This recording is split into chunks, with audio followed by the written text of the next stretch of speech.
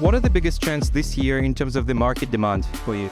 I mean, everyone expected the market to be dead this year. So the bearish sentiment basically of last year, which we had so many black swan events. For me, I was always bullish. I was buying the dip aggressively, as you all know, at 7 figures plus. And for me, I always knew that after all that destruction of last year, we were going to have a bullish year. So for me, I've got my bags in. I've been buying aggressively, obviously, SIDUS. And I think this year we're going to have, a fantastic movement. We've got the Bitcoin halving, which is in February, March next year. Historically, we're always looking at the bull run to start 6 months prior. So for me, I think we're in the green for this year. It's going to be chop. It's Bitcoin. It's high risk. The whole market, altcoins are high risk, especially low caps. But nevertheless, if you diversify and you've got a nice balanced portfolio, it's a win-win in my opinion. A lot of projects are down 90%, 95%. So, in my opinion, it's a win-win, but obviously not financial advice.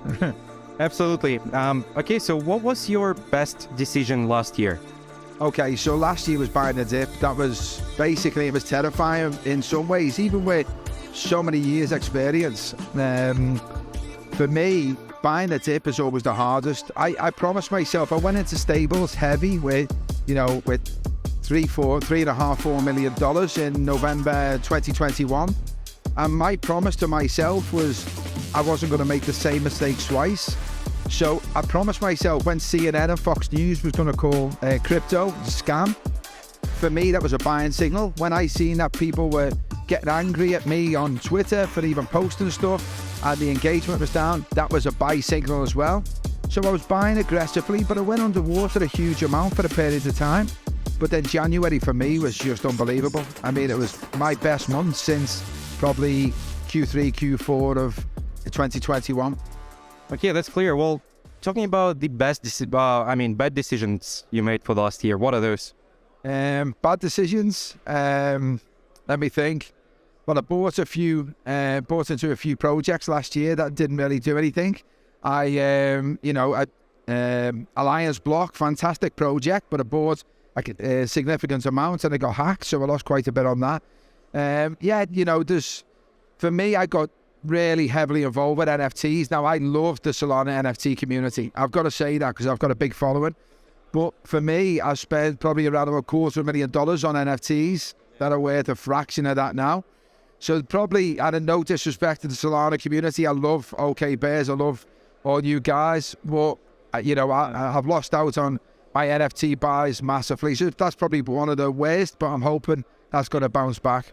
And talking about the biggest challenge, what is it going to be for this year for you? And the biggest challenge is going to be just to remain positive throughout.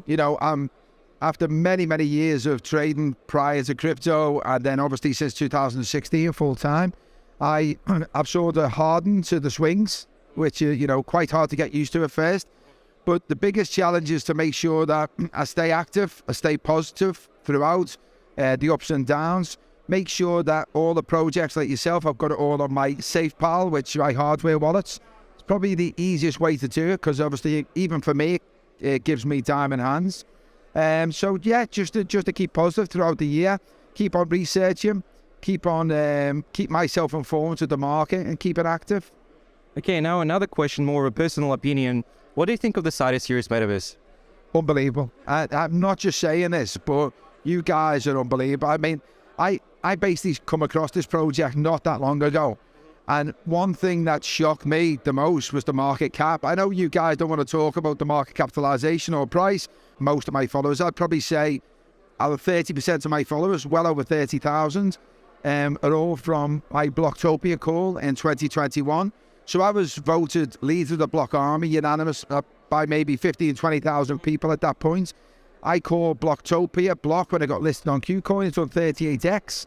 I put in 100k the day I got listed and I made a lot of money. Mm-hmm. But for me, I'm so excited about Blocktopia. But this for me is, I hate to say it, but another level up. And the reason being is that you're so far advanced in a lot of other projects where you're at, and for a market cap of what you got, it's a no-brainer to get in heavy at this point. Obviously, everything's a risk, But for me, I am super bullish. And being here with Dan, yourself, and you guys, you're all real. You're not AI. You're not robots. Yeah. You're all cool,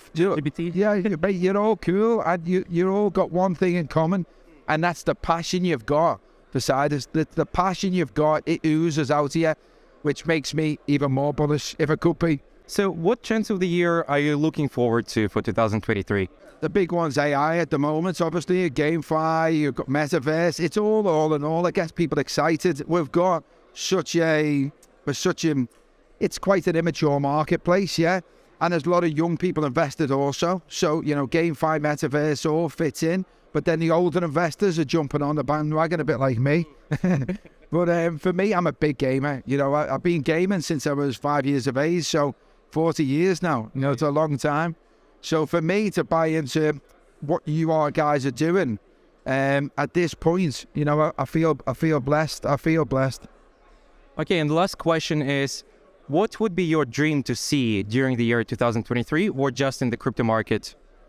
Well, okay, for me, in all honesty, it's past the financial side. Obviously, I expect huge gains this year, and I'm banking on it, so to speak, and that's why I've invested so much.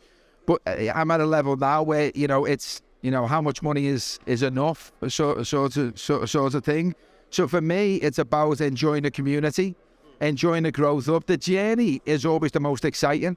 When you're actually at the point where you've accomplished it, it gets a bit boring.